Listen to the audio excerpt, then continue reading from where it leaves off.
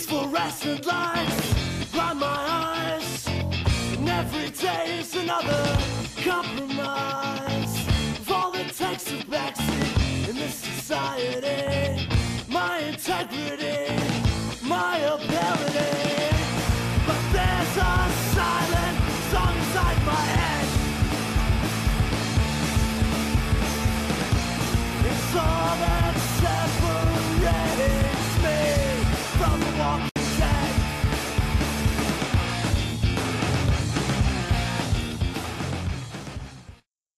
I am NILgrAvity, and this is Initial Reaction. This week I am reactioning to Visioncon, which was this last weekend. I'm going to be discussing this purely from me weighing out whether I'm going to do it again next year, because a lot of the stuff I heard about it, I don't really know what to think about a lot of it. When I do my show about alcohol and stuff, you might figure out why I have an issue, why I'm not the best judge of the other things going on with Visioncon.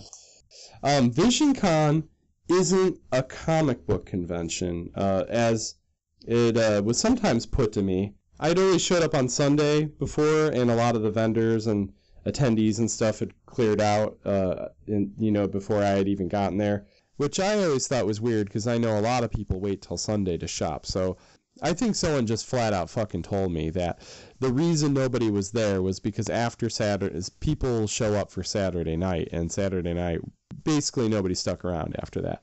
So, yeah, I'm pretty sure that I was just told that that's why it was especially slow, because I was like, yeah, this is a slow show, and they're like, well, you should have been here last night. So, yeah, right away it became obvious to me, or it was spelled out to me exactly what Visioncon is about for many people. So we'll just dive into that now. Visioncon is it's more of a frat party for nerds than it is a convention. So a lot of the party appeal isn't any appeal to me at all. So it just comes down to, can I make money off of a table at Visioncon? Last year, they had told me that they weren't even going to have an artist alley, and that I would have to buy a vendor table. And first of all, I don't think last year I had enough product to really have a table. I had a few little zines. I wasn't doing prints yet. What's funny is during Visioncon last year was when I started doing the kind of work that led to me doing prints. Yeah, so last year I was in no position to do that, and they told me they didn't have an artist alley, so I was kind of like, well, then fuck you guys, I'm not going to show up then. Which I didn't say it like that, because I had a table next to the person in charge of that at Visioncon that year, or not Visioncon, GameCon, or Expo, or whatever. Anyways, so, and they were nice. I didn't have anything against them. I'm just crude and flippant. So,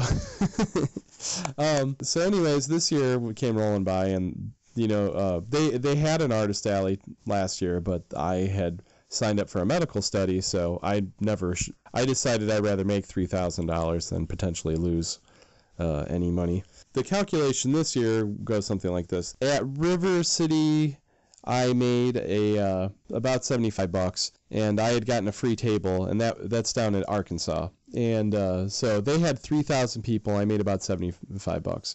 So Visioncon, I had heard, had 2,000 people. I wasn't about to pay $80 for a vendor's table if I didn't think I could even make that much. Now, the number they gave me that I got from the actual Visioncon people this year was that they had 1,500 people, and this was their biggest year. So I would have expected to make about half of what I made at River City, and that's exactly how much I did make. I made just under $40, which worked out okay because it's a $30 table.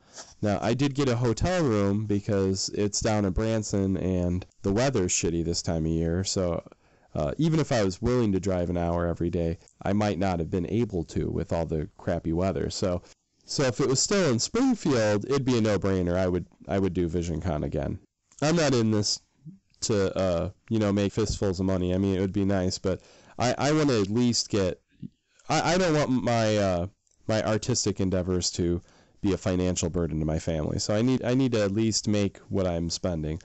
And with River City, I would have done that, except that we made it into like a little family vacation. So that kind of like nullifies some of the expense when I bring the whole clan along and we call it a family trip. And I sort of did this with VisionCon because it's a big party, and we didn't bring the young kids, but we had the teenager and my wife came down Saturday, and they both had a good time. So I might not have an option as to whether or not I can do this again next year. They might want to go just because they had fun. A lot of the appeal, like I said, is the drinking, because they have these crazy drinking parties. Like everybody gets super drunk at VisionCon. You get a lot of people who show up who are not there to buy comic stuff necessarily, especially like weird indie projects like mine. Though the weird thing is, I did not sell one fucking print. Usually that's where you really make money doing table, and at conventions now, that's what people seem to really be looking for. I didn't sell any. Part of that might be because in the main room, there's a vendor that was selling like a shit ton of super geeky prints, so maybe everybody looking for prints blew their money there. There's also a big foot traffic issue at VisionCon. In the main room, or in the vendors areas, I hear it's really hard to sell books because there's so many people there.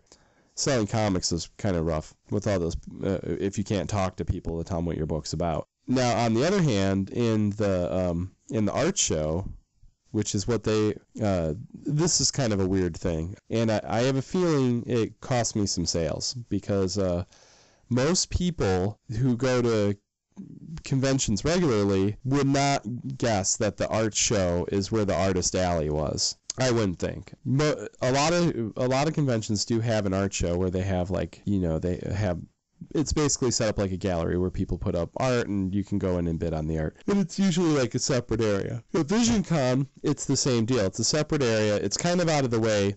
It's not somewhere you would end up walking through by accident. That's how it's always been at every convention. And VisionCon's the same way, but the problem is you also have the artist alley in there. So like, I had a lot of people who probably would have come by and said hi to me, or even like, wanted to see me and were looking forward to seeing me, but they had no idea where I was, because the artist. So they really should rename it something else. Or the other solution is that they could put us in the room with the talent. I gotta say, it was a little bit of a gut punch to me when I saw that they had another room called the talent. Because I feel like your artist alley artists should be in the talent room. So, that's where the sci-fi writers and they have a featured artist every year, and this year it was a comic artist. There's only a total of like 6 comic artists at this that had tables there. So it really isn't a comic convention. It really is just like this geek culture. They had like a little bit of everything there. Which, I mean, they've been doing it a long time, and so it has a good draw. But yeah, people are not there for the artists, and that raises some questions, because I had some artist friends here in Springfield say that they weren't going to VisionCon because VisionCon doesn't care about local artists. I can see why they would say that. Just look at it objectively. I would say that they probably don't care, except the featured ones are sort of an afterthought. Like I said, they weren't even going to have them in there, and I don't know, maybe it's not entirely a bad thing, because like the attendees don't seem to necessarily be there for that, but there was such little foot traffic in the room I was in, it's really hard to tell. And I did talk to another comic artist that was there, and she made about $300, but most of that was from selling stuff other than comics and prints. So so it's pretty hard to judge. And I'm extremely niche anyway, so I can't go entirely by my experience. But there was not a lot of foot traffic, even though there was an artist across the room from me who made $450. So there are people there and spending money. I've been to conventions where there was nobody spending money.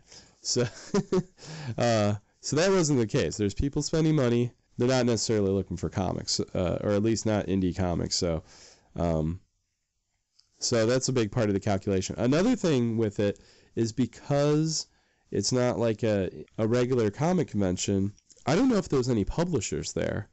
And that's another thing that kind of factors in is the networking aspect. I don't know how much networking potential there really is for Visioncon. When I did River City, I got some leads on publishers that might be interested in my in me doing covers for them. I haven't followed up on that because I'm a spaz. But we won't go into that exactly about how I'm the world's worst freelancer. Yeah, there's not a lot of potential for that at Visioncon. There were some role-playing books there that might have been a publisher. So there might have been one there, and I'm not counting any comic publisher that, if it's run by a couple artists who are just publishing themselves, that doesn't count. That's my competition. That's not someone who's going to hire me. Not a lot of networking potential in that aspect, though I did get like 6 friend requests on Facebook after Visioncon. Yeah, so so basically what it comes down to is next year I'll probably do Visioncon again if I can figure out how to lower the cost. My room did only cost $30 a night, so it might be worth it to lose $90. All right, and so breaking even wasn't bad. And like I said, I made a bunch of new Facebook friends at least out of it. Even though that's basically the only that's probably the most I can expect out of networking there. I did run into a friend from high school that I hadn't seen forever. That was pretty great.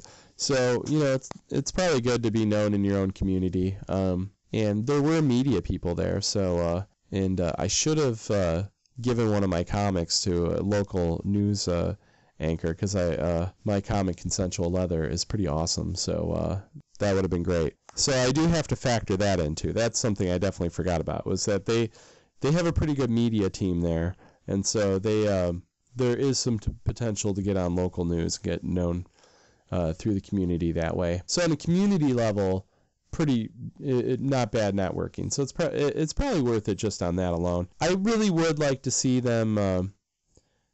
I really think the Radisson is not a great place to host it. If they just wanted to be, I'm just saying from an artist standpoint. I wish that all the Artist Alley, all the artists were in one room, or with the vendors. Like a regular convention.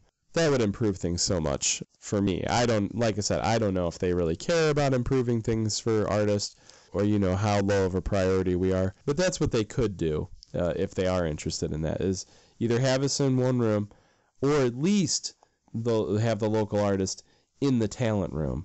Because then, at least we're getting foot traffic from people who want to see celebrities. Because I had friends who were there, and they never came by my table because they never saw me. They didn't know where I was. Yeah, and I saw lots of traffic go by. Like, it was packed Friday, and I don't even think 30 people went in that room Friday. There was more on Saturday, but not. It was never like packed in there. So like it was the rest of the convention. Yeah, so it is kind of hard to see all these people who are never going to come by your table. There is that like kind of psychological aspect to where it makes it seem like I shouldn't want to do Visioncon again, even if I did break even, which is usually my goal. And there we have it. We have a first episode of Initial Reaction. I do have some other episodes that I recorded first, and I'll have to edit them down to see if they're salvageable.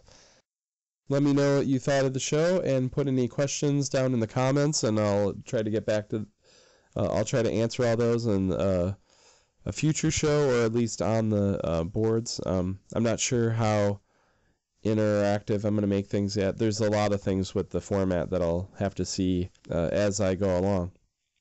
Thanks for tuning in, and I'll see you next time.